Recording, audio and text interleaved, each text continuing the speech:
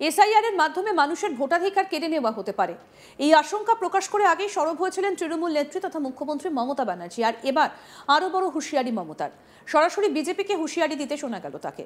বৃহস্পতিবার মমতা ব্যানার্জি বলেন, কোনো সম্প্রদায়কে যদি তার অধিকার হরণ করে নেবার চেষ্টা করা হয়, সে রাজবংশী হোক, সে মতুয়া হোক, সে পাঞ্জাবি ভাই বোনেরা হোক, সে নেপালি ভাই বোনেরা হোক, বা সে গোর্খা হোক, সে বাংলার ভাই বোনেরা হোক, সে সংখ্যালঘু ভাই বোনেরা হোক, হিন্দু ভাই বোনেরা হোক। অসমেও আপনারা দেখেছেন এনআরসির নাম করে কত লক্ষ হিন্দু ভোটারের নাম বাদ দেওয়া হয়েছে, রাজবংশীর নাম বাদ দেওয়া হয়েছিল, নেপালির নাম বাদ দেওয়া হয়েছিল। অসম সরকার এনআরসি যখন নোটিশ করাচ্ছে, তার মানে এটা এসআইআর না, এটা এনআরসি। তিনি আরও বলেন, বিজেপিকেও আমি আবেদন করব, আগুন নিয়ে খেলবেন না, কন্ট্রোল ইয়োর সেলফ ফার্স্ট। ঠিক কি বলেছেন মমতা ব্যানার্জি, শুনব।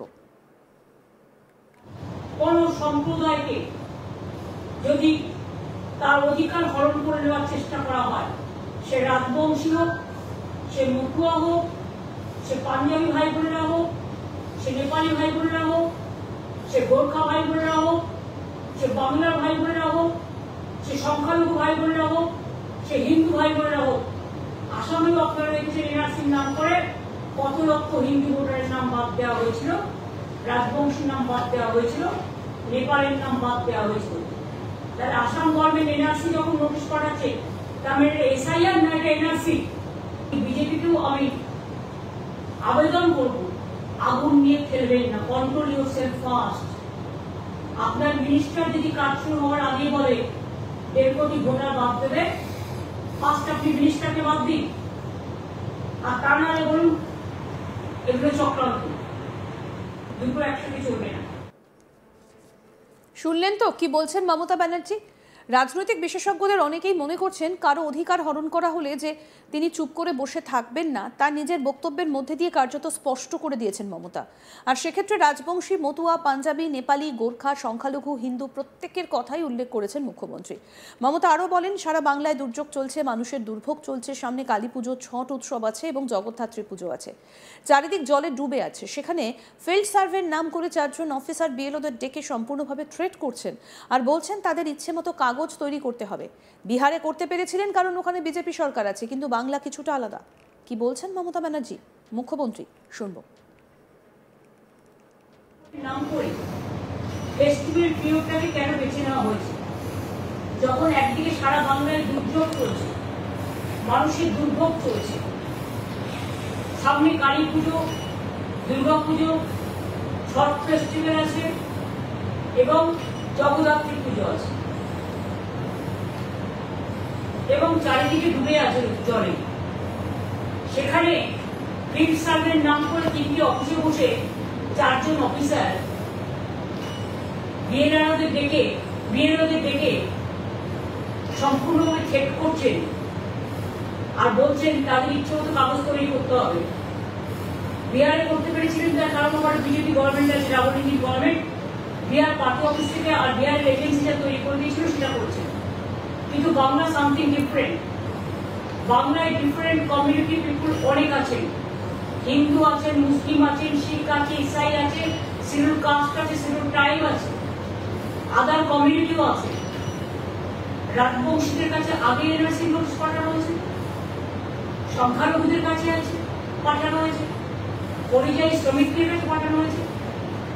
আর এসআইআর শুরু করবার আগেই ওটা তো ফিল্ড সার্ভে নয়, ওটা হচ্ছে শো, মানুষের কাছে যাওয়া নয়, কয়েকজন অফিসারকে ডেকে মিটিং করা, থ্রেট করা।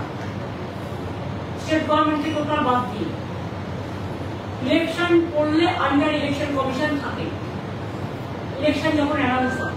কিন্তু এখন ইলেকশন অ্যানাউন্স হয়নি।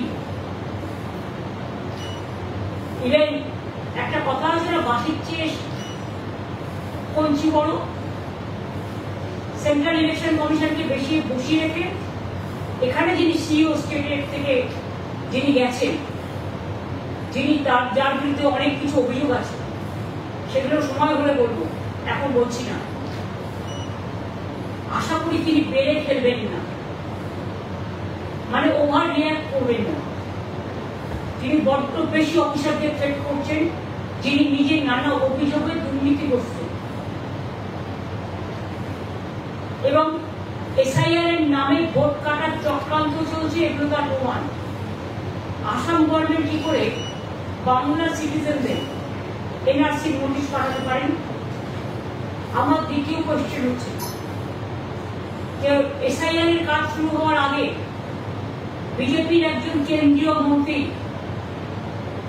তিনি কি করে বলেন যে 1.5 কোটি ভোটারকে বাদ দিতে হবে ইমিডিয়েট? তার মানে কি পার্টি অফিসে বসে পরিকল্পনা তৈরি করছে আর ইলেকশন কমিশন থেকে স্ট্যাম্প মারবে? ইলেকশন কমিশনের কাছ থেকে আমরা ইম্পার্শিয়ালিটি প্রেফার করি।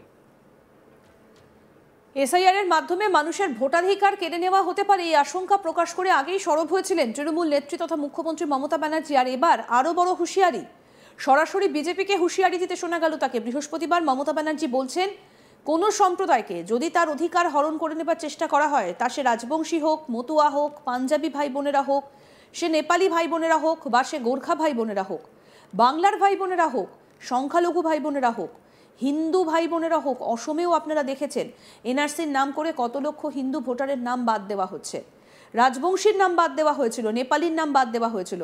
অসম সরকার এনআরসি যখন নোটিশ করাচ্ছে তার মানে এটা এসআইআর না, এটা এনআরসি। তিনি আরও বলছেন, বিজেপিকেও আমি আবেদন করব, আগুন নিয়ে খেলবেন না, কন্ট্রোল ইউর সেলফ ফার্স্ট, বলছেন রাজ্যের মুখ্যমন্ত্রী মমতা ব্যানার্জি।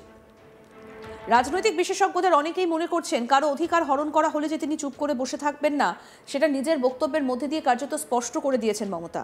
আর সেক্ষেত্রে রাজবংশী, মতুয়া, পাঞ্জাবি, নেপালি, গোর্খা, সংখ্যালঘু, হিন্দু প্রত্যেকের কথাই উল্লেখ করেছেন।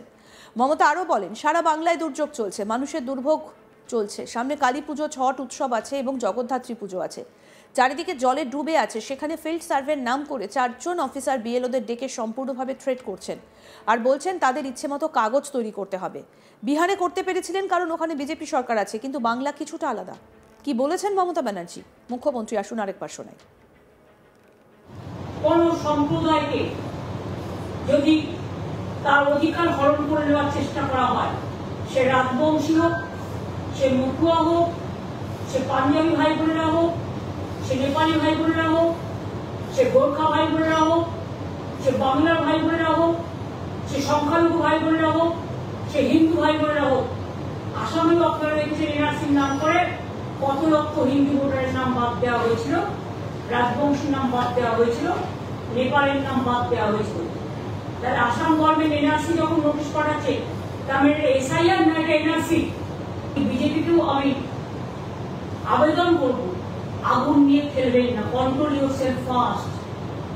আপনার মিনিস্টার যদি কাজ শুরু হওয়ার আগে বলে 1.5 কোটি ভোটার বাদ দেবে, ফার্স্ট আপনি মিনিস্টারকে বাদ দিন, আর তার নাহলে বলুন এগুলো চক্রান্ত, দুটো একসাথে চলবে না।